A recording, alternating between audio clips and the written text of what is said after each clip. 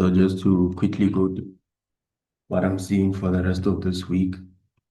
So let's just quickly go to the higher time frame. Okay, let's start with the dollar index. So with the dollar index, what I was looking at is that we have this previous daily opening gap that we traded back into. We have liquidity here and we traded back into that, respected the consequent encroachment of that. That's very important. And then we also had an opening gap for today. We'll probably trade back into that. But I want to see all these lows here get taken. And if we take this out, then I'm going to be expecting the previous weekly low to also get taken out.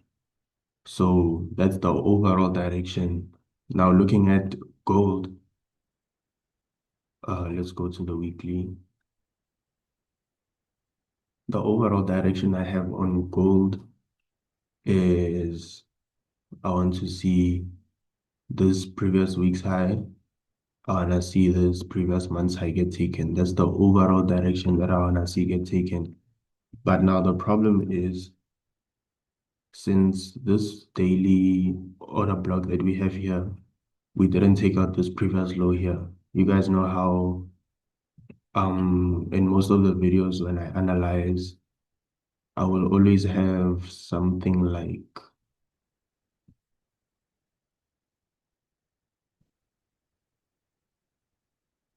let me just find the,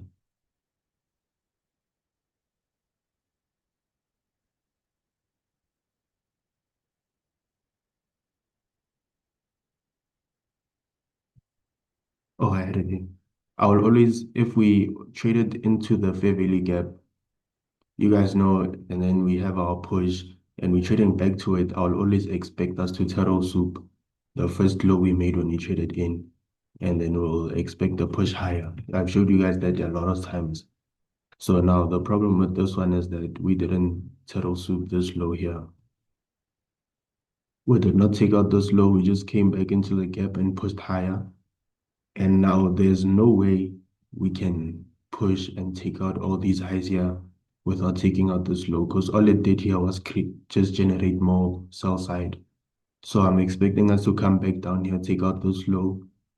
And there was a similar setup on Nasdaq, I think, on my previous video, where we had to come back and take out the low first before pushing higher. We'll get into that.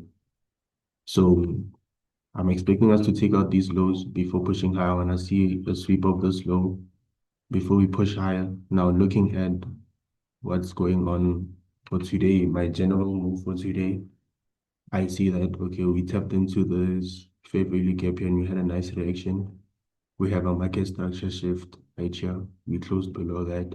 So that's a valid market structure shift. And then if you look here, we have a nice order block right there. Nice bearish order block.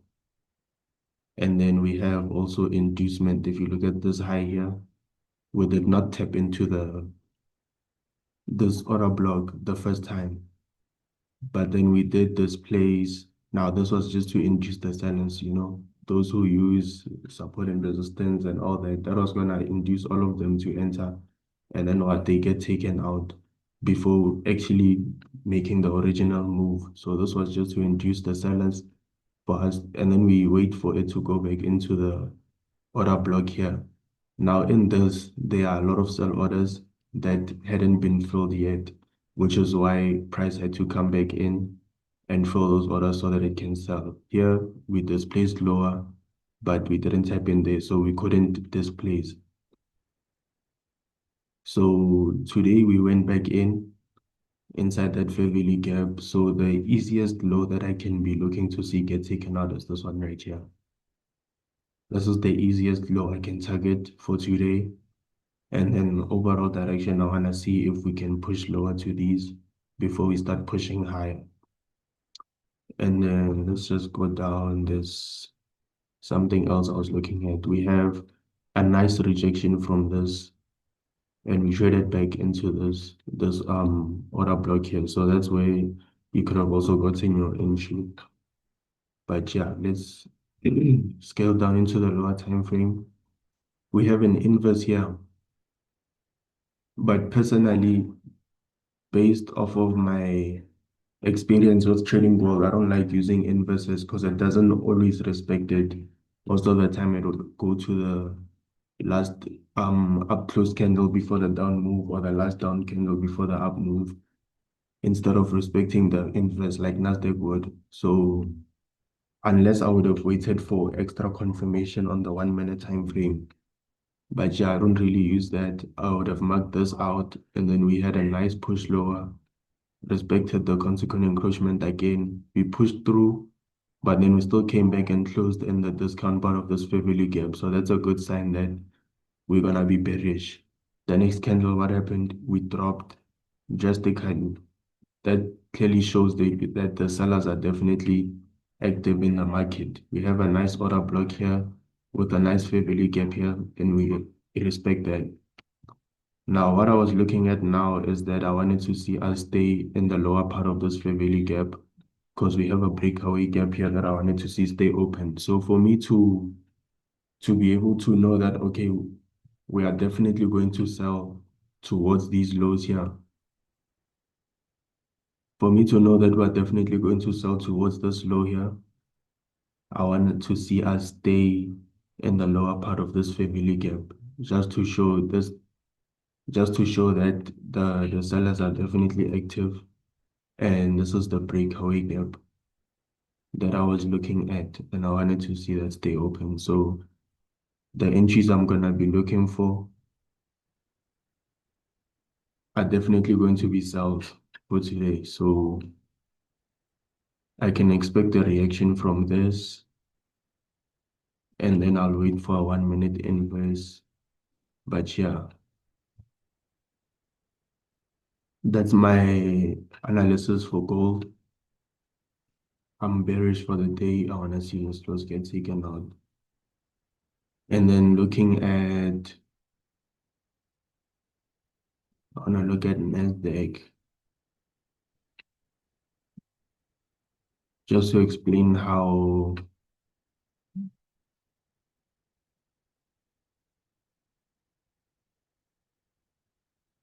let me just show you guys the previous analysis I had for Nasdaq.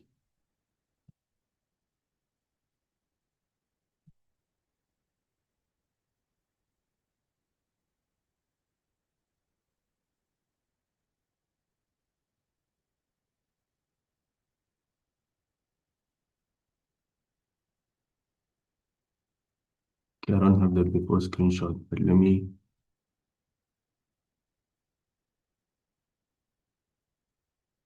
So with Nasdaq, we were at all-time highs, right? There's that thing.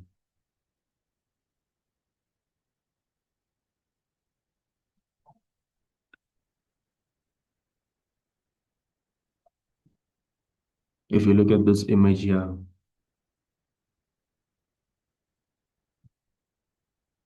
you'll see that we were at all-time highs. I was looking to see these lows here get taken, and then we actually did turtle soup the low. Same thing that's happening on gold right now. So I didn't expect us to continue pushing higher, which was why I got sales here. I'm not sure if I made a video on this, but yeah, we got sales here and then we also got the buys here. I'll show you guys in a minute. And then we have these lows here that I wanted to see get taken before we start pushing higher. That's exactly the same thing I'm expecting to see on gold right now. And then for the previous analysis, we took an L.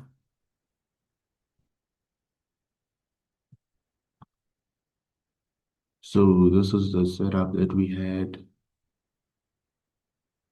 I wanted to take sales from this fair value gap here, and then we had a confirmation entry on this order block here, but then it did take us out, and then but it still ended up going our direction. So yeah, it happens. So we have this fair value gap here. I think I used the 1 hour. Yes. So we have this fair value gap here. And then we have these lows here that I wanted to see get taken, which is our low resistance liquidity. So we traded all the way down. I wanted to catch sales coming down into this. That's where I got taken out. And then that was yesterday on Monday. So then we did trade lower into this, and then we are starting to push higher. I want to see us take out this previous day high. It's actually Friday's high or Thursday's high. So yeah, when I see these highs also get taken out, that's low resistance. When I see that get taken out, this got taken. So we can remove this. This also got taken. But yeah, my overall direction on Nasdaq, I wanna see buys. I wanna see us take out these highs and that high. I wanna see if we can respect this order block here by the time it's New York session. Now, I didn't actually check if there's any news events today.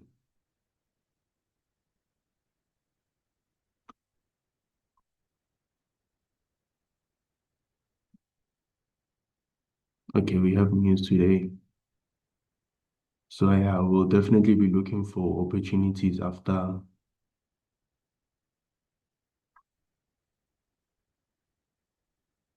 We might actually have a slow day today because we have news at 12, at 3, at 5, 5:30, at 9, and at 10:30. So there's a lot of news events today. We might actually have a high resistance day, but we'll see how everything goes. This was just to show you guys my view on the market for this week. And you guys make sure that you like, comment, share, subscribe, comment what you want to see in the next video. And I'll see you guys on the next video.